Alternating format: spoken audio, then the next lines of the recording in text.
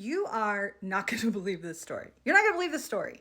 This story begins with the plantation burning and ends with the painting on my wall. Buckle up. So this plantation, largest antebellum plantation in the South, built just before the Civil War, a monument to the before times. I've been meaning to talk about this because holy cow, the symbolism, the significance, the old ways burning, and not just the old ways, but the monoliths, the dedications to the old ways, the way we idolize the old ways. Oh, they were so genteel. They were so white. Okay. They were so white supremacist. And we're seeing that. I've been talking forever about the microcosm of the macrocosm, right? As above, so below. We're going through these micro things that are being expressed on the world stage. So what we're doing here, we are fighting these old ways, the racism, the supremacy, all the classism, all these things. And in the midst of this, I wouldn't even call it in the midst, we're knee deep in the destruction. And we see this monument to the old ways burning to the ground. Can you even? On top of that, of course, we have the history of this place and of slavery and the plantation economy and how enslaved peoples were treated, and thus the patterns of racism we have seen to this day. Now, I'd been waiting to talk about this for the right time because in my May preview event, the What's Coming Next for May, a very profound image came through of how we will rectify the history that happened here, how we will work through the karmic stains of what happened here. And I was very specifically shown a vision of the First Nations people. Oh my gosh, I have chills every time I talk about it. A vision of the First Nations people sweeping across the land as though to do the final clearing of all that has happened here. And it came through with a powerful message about the karmic path the United States is on, as well as what is required of us to be, in direct quote, to be worthy of the land we stand on.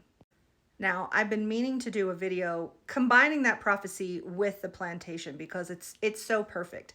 Well, yesterday I did post that clip and I posted it over on YouTube. I talked about it yesterday. You can go check it out. So then what does all this have to do with the painting? Just you wait.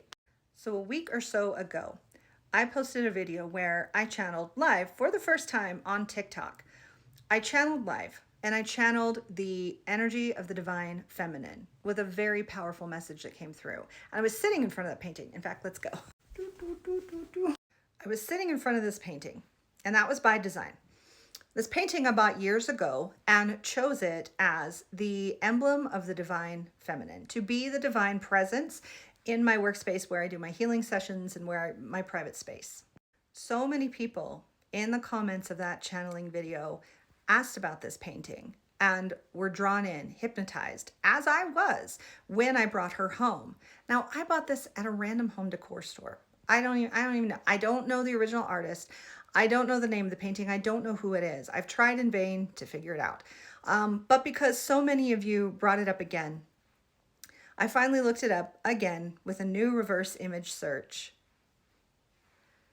Guess who that is? Google has identified her as Marie Laveau, the voodoo priestess, the voodoo queen of New Orleans. If you don't know who Marie Laveau is, she is a very famous woman from New Orleans from the 1800s. She was a free Black woman and she practiced voodoo in New Orleans. She also was a hairdresser for the wealthy white clientele, and she practiced her special blend of Catholicism, the African diaspora religions, which is a lot of what voodoo is. It's associated with dark magic. It has a lot of negative connotation, but it's really this beautiful blend of spirituality due to the influences of that time. And she was known far and wide as a very powerful and respected woman. So what does this have to do with the burning of the plantation? Her house burned down last night. Her house burned down last night. Now, you know me, I am rarely speechless. But when Nina texted me and told me that, I was speechless.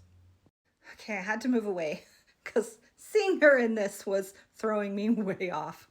Now, what I received about the symbolism of this fire is that it was very different from the symbolism of the other fire, both in the same state, by the way. While the first fire, the symbolism was largely about destroying the old and freeing the new energies to move through and essentially cleanse the place by fire, and thus symbolically cleansing the land it is on, harkening back to my channeling, right? The burning of this home, this museum, this stop on the pilgrimage of tours that go all throughout New Orleans for the rich and vibrant history of the city and for voodoo and for mysticism in that incredible place. This fire symbolism is different. This fire symbolism invokes the phoenix and being birthed from the ashes, as well as burning down the sullied reputation of this powerful woman, of her name, and of all the ways that the dark feminine mystic arts have been misconstrued as evil. Now, the final uncanny synchronicity of this whole crazy story is the reason I did that channeling in front of that painting, invoking the divine feminine, is because I held a channeling event last week called Rise of the Divine Feminine. I was told that this will be the first of many events that I will hold because one does not simply rise the divine feminine in one moment. No, it is a journey. It is a commitment. It is an initiation into not only the wounding that has accrued over the centuries, over many lifetimes and many millennia, but the true history, the true power, the true reclamation that is awaiting us as we walk this path. So when I saw that this house had burned, and it was her house, and I invited her to bring forward a message, I knew immediately that the next channeling session that we'll do with the Rise of the Divine Feminine will be the Rise of the Dark Feminine. Yes, there is a soft, maternal, wise, and nurturing side of the feminine. That is culturally acceptable. But what has been shoved down and abused and vilified for centuries is the power, is the mysticism, is the magic, the sensuality of the dark feminine. And this fire, I can't help but feel, is a wake-up call of that. It's like an alarm clock, a rallying cry, the starting gun to let us know this aspect of the feminine, culturally, across the nation, across the world, it is time to rise fully. And of course, no coincidence that as I'm talking about this, the old throat chakra rash has been inflamed. So this is going to be an incredible journey. This is going to be an incredible phase that we're moving into with humanity. It is no longer a soft reckoning. Well, from my side of things, it never was. It never could be entirely soft. But we will be moving into a new phase of divine feminine power that will be unignorable. Tell me you feel it too.